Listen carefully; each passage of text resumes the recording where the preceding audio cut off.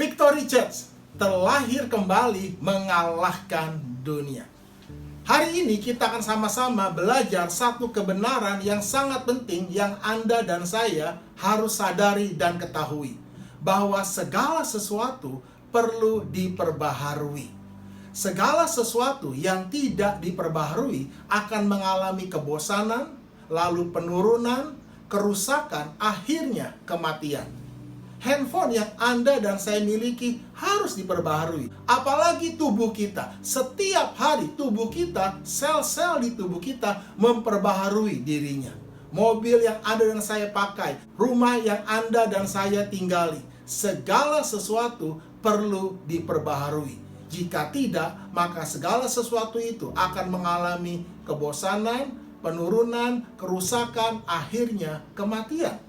Demikian pula dengan hidup Anda dan saya. Efesus 4 ayat yang ke-22 sampai 23.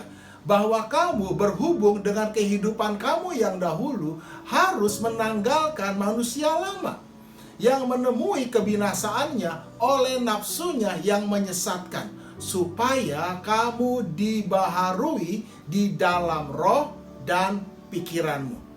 Ternyata saudara, ada dua pembaharuan yang harus terjadi di dalam diri kita.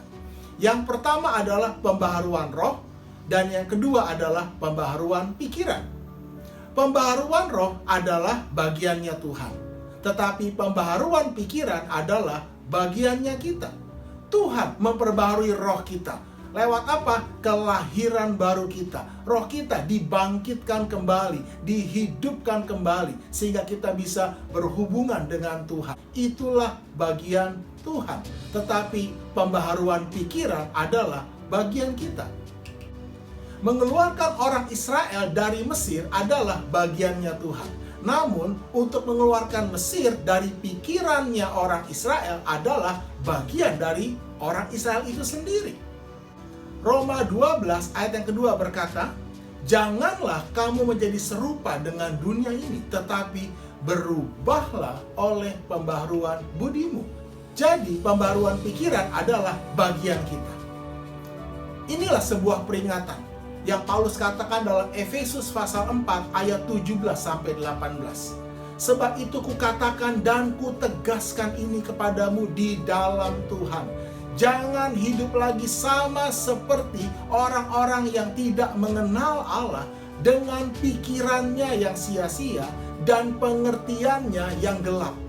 Jauh dari hidup persekutuan dengan Allah karena kebodohan yang ada di dalam mereka dan karena kedegilan hati mereka. Yang membedakan hidup kita dengan orang yang tidak mengenal Allah bukanlah masalahnya, tetapi cara berpikir kita. Masalah terbesar kita bukanlah masalahnya, namun apa yang kita pikirkan tentang masalah kita. Kita semua punya masalah yang sama, tetapi yang membedakan adalah cara berpikir kita. Bagi Tuhan, jauh lebih mudah mengeluarkan orang Israel dari Mesir dibanding mengeluarkan Mesir dari pikiran orang Israel.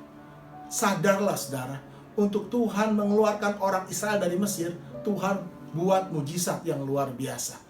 Hanya butuh waktu bulanan. Tetapi untuk mengeluarkan Mesir dari pikiran orang Israel, itu perlu waktu puluhan tahun. Alkitab mencatat 40 tahun. Itulah yang menghalangi mereka untuk bisa masuk ke tanah perjanjian.